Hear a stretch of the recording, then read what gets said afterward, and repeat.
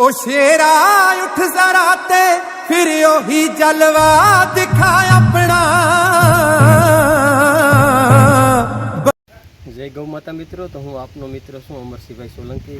खेतीनी अवनवी वातो ने कंईक विशेषमां आजे आपणे जीवामृतनो जे छंटकाव आपणे करीए छीए ते वातो लईने अमे आव्या छे। तो मित्रों, अमारी क्षितिज फार्म चेनल ने आप सब्सक्राइब करजो, लाइक करजो अने विडियो सारो लागे तो मोकलजो। कारण के आपनी एक लाइक, आपनी एक कॉमेंट अमारा माटे खूब उत्साह प्रेरक है अने अमने खूब ज आनंद थाय तमे अमारी चेनल ने लाइक अने सब्सक्राइब करो तो हवे आपणे आगळ जोईए के जीवामृतनो आपणा खेतरनी अंदर आपणे पहेलो छंटकाव केवी रीतना करीए छीए अने एना आगळना परिणामो केवा आवे छे। बड़ी बेताब है दुनिया तेरी परवाज देखण नू।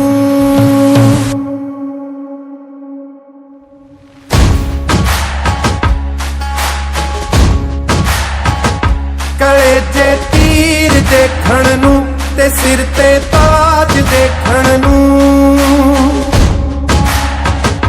कळे जे तीर देखण नू ते सिर ते ताज देखण नू। ज़माना रुक गया तेरा ओही अंदाज देखण नू। कळे जे तीर देखण नू ते सिर ते ताज देखण नू। जे मुद्दा होंददा होया तां तीरां वांग टकरांगे।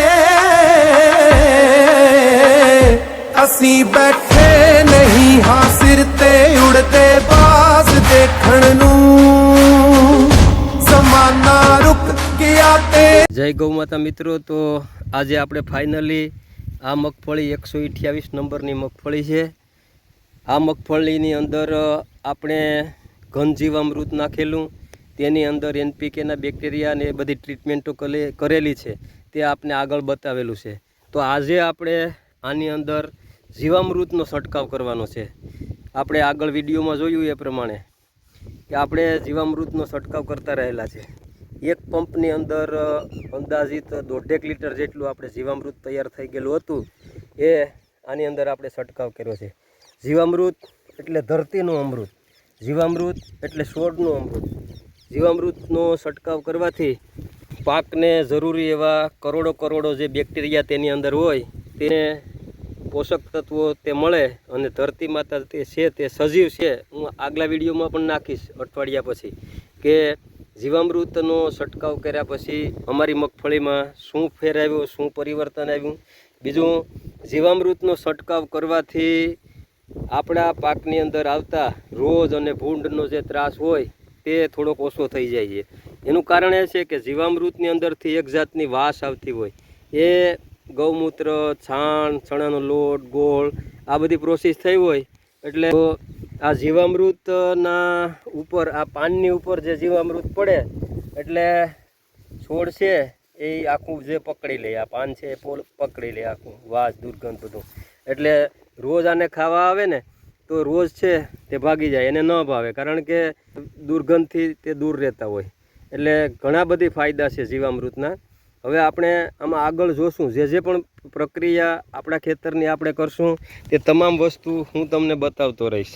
અમારો એક એવો પ્રયત્ન છે કે અમારા પાકની અંદર જે પણ પ્રક્રિયા અમે કરશું તે અમે તમને બતાવશું અને પ્રયોગો કરીને જ આપણે આગળ અમે વધતા રહેલા છે। એટલે જે કંઈ વસ્તુ અમે આમાં વાપરતા રહીશું એ તમને બતાવશું। અમારો પ્રયત્ન એવો છે કે આ 2.5-3 વીઘાનું ખેતર છે, આની અંદર 100% આપણે પ્રાકૃતિક કરવું છે અને જ્યાં જ્યાં જરૂર પડશે ત્યાં અમારા કેવીકેના સાહેબો, અમારા પ્રાકૃતિક ખેતીના નિષ્ણાંતો કે અમારા અરણેજના સાહેબો આ બધા જ લોકોનું અમે માર્ગદર્શન પણ લેવાના છે અને પ્રાકૃતિક કૃષિનું અમે વાંચન કરતા રહીશું। જે પણ કંઈ દવાના આમાં છંટકાવ કરવાના છે, ફૂગનાશક મગફળીમાં ઘણું બધી આવશે તો એના માટે પણ કંઈક છંટકાવ કરશું તે 100% આપને બતાવતા રહીશું અને છેલ્લે આપણે જોશું કે કઈ રીતની મગફળી થઈ અને કેવા આના રિઝલ્ટો આવ્યા। કારણ કે ખર્ચા અત્યારે ખૂબ વધતા હતા. રાસાયણિક ખેતી પુષ્કળ કરી છે, ખૂબ ખર્ચા ખેતીની અંદર કરવા પડ્યા. આડેધડ ખાતરો નાખ્યા, આડેધડ દવાઓનો ઉપયોગ કર્યો અને છેલ્લે કંઈ વધતું નથી. ત્યારે મિત્રો આપણે ખેતીની અંદર થોડુંક જાગૃત થવું પડશે. જય ગૌ માતા. ઓ શેરા ઉઠ જરા તે ફિર ઓહી ચાલવા